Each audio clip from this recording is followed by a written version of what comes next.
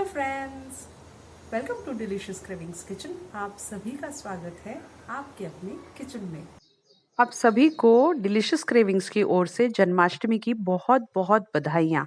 आज हम बनाने वाले हैं फूल मखाना और मेवे से यानी ड्राई फ्रूट से पंजीरी। कान्हा जी को भोग लगाने के लिए उनके जन्मदिन पे हम स्पेशली बनाएंगे ड्राई फ्रूट्स की पंजीरी, जो उनको बहुत ज्यादा पसंद आती है।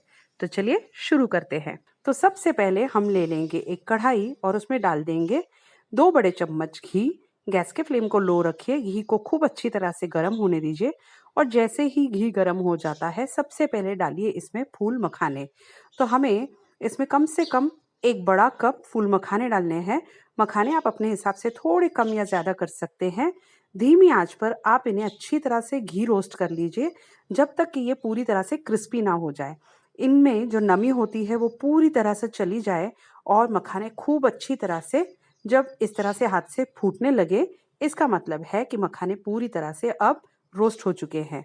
तो आपको हाथ से दबाकर देखना है, जैसे ही मखाने इस तरह से टूटते हैं इसका मतलब है कि मखाने अब खूब अच्छी तरह से रोस्ट हो चुके हैं। इसे हम निकाल लेंगे और इसी कढ़ाई में अब हम डालेंगे 1 और चम्मच घी और गैस के फ्लेम को लो ही रखना है। अब डाल दीजिए इसमें ½ कप बादाम।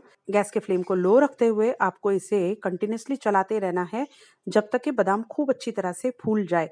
ये हल्की हल्की सी चटकने लगेगी और इसका हल्का सा रंग सुनहरा हो जाएगा। बहुत ज़्यादा नहीं करिएगा, बस आपको इसे भी 1 से 1.5 मिनट तक घी रोस्ट करना है और निकाल लेना है एक प्लेट में और इसे खूब अच्छी तरह से ठंडा कर लीजिए।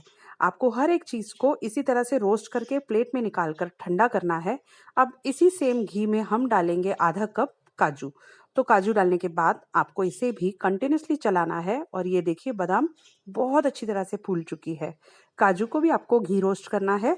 सिर्फ 1 मिनट के अंदर काजू खूब अच्छी तरह से रोस्ट हो जाएंगे। काजू को बहुत ज़्यादा हम रोस्ट नहीं करते हैं क्योंकि काजू बहुत जल्दी जलने लग जाते हैं। तो बस काजू भी हमारे अब रोस्ट हो चुके हैं, इन्हें भी निकाल दीजिए उसी प्लेट में जिसमें हमने बादाम निकाले हैं। गैस के फ्लेम को आपको पूरे प्रोसेस में लो ही रखना है और अब डाल दीजिए इसमें 2 से 3 बड़े चम्मच मेलन सीड्स या मगज के बीज। इन्हें भी आपको हल्का सा रोस्ट करना है। वैसे तो देखा जाए इसमें घी ना हो तब भी चलेगा, आप बिना घी के भी इसे ड्राई रोस्ट कर सकते हैं, पर थोड़ा सा घी में रोस्ट कर लीजिए। ये भी चटकने लग जाएंगे और फूलने लग जाएंगे। इन्हें भी निकाल दीजिए, इन्हें तो सिर्फ आधा मिनट लगता है। और जैसे ही ये सारा मेवा जो है हमने घी रोस्ट कर लिया है, इन्हें निकाल कर प्लेट में ठंडा होने के लिए छोड़ देंगे। अब डाल दीजिए इसमें 1 बड़ा कप नारियल का बुरादा। आपके पास अगर गोला है तो आप उसको कद्दूकस कर सकते हैं और उसे भी डाल सकते हैं। बस आपको उसे पीस लेना है, हल्का सा उसे पीस लीजिएगा। लेकिन अगर डेसिकेटेड कोकोनट है तो बहुत आसान हो जाएगा। डेसिकेटेड कोकोनट को आपको बिना घी के हल्का सा बस चला लेना है ताकि नमी निकल जाए और इसे भी प्लेट में निकाल लीजिए और ठंडा कर लीजिए। अब लीजिए एक छोटा सा चॉपर और उसमें डाल दीजिए ये फूल मखाने जो ठंडे हो चुके हैं और इन्हें आपको हल्का सा दरदरा सा रखना है और इन्हें पीस लेना है। तो चॉपर में हल्का सा इसे चला लीजिए, बस ऑन एंड ऑफ करते हुए आपको इन्हें दरदरा सा पीसना है। हर एक चीज़ को आपको मोटा सा रखना है, दरदरा सा, जो देखने में तो सुंदर लगता ही है और खाने में भी। पर हमारे घर में हर चीज़ फाइनली चॉप होती है या फिर उसको फाइनली पाउडर बनाया जाता है तो ही अच्छा लगता है। कुछ इस तरह से आपको हर एक चीज़ को मोटा मोटा सा रखना है ताकि वो मुंह में एक एक बाइट जब आए तो खाने में बहुत ही अच्छा लगे। अब ले लीजिए एक बड़ा सा बोल और उसमें डाल दीजिए ये मखाने जिन्हें हमने पीस लिया है। सारी चीजें अब पीस कर इस बोल में हम एक साथ इकट्ठा करेंगे और उन्हें मिक्स करेंगे। अब इसके बाद हम डालेंगे नारियल का बुरादा जिसे हमने हल्का सा रोस्ट कर लिया था ताकि इसमें बिल्कुल भी नमी ना रहे। और सब चीजों को आपको खूब अच्छी तरह से ठंडा करने के बाद ही मिक्स करना है। अगर नमी रहेगी तो इसकी शेल्फ लाइफ कम हो जाएगी। और इसी के साथ साथ हम डालेंगे इसमें ये ड्राई फ्रूट्स कुछ इस तरह से। इसे भी आपको दरदरा सा पीस लेना है। आप चाहें तो इसे कट भी कर सकते हैं, थोड़ा साबुत भी रख सकते हैं, ये बहुत अच्छे लगते हैं। साथ ही साथ हम डालेंगे एक छोटा चम्मच इलायची पाउडर जिसकी खुशबू बहुत ही उम्दा आती है और खाने में स्वाद बढ़ जाता है।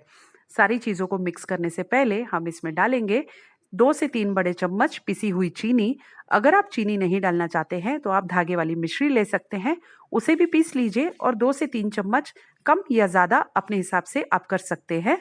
इन सारी चीज़ों को अब हमें मिक्स करना है। तो लीजिए एक चम्मच और सारी चीज़ों को खूब अच्छी तरह से मिक्स कर लीजिए।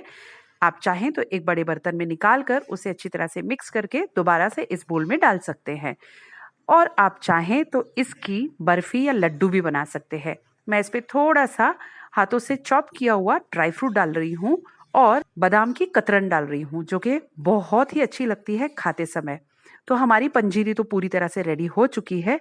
अगर आप इसके लड्डू या फिर बर्फी बनाना चाहते हैं, तो बस आप 1 कप चीनी लीजिए, आधा कप पानी लीजिए, उसकी बना लीजिए एक तार वाली चाशनी और उस चाशनी में इसे पका लीजिए।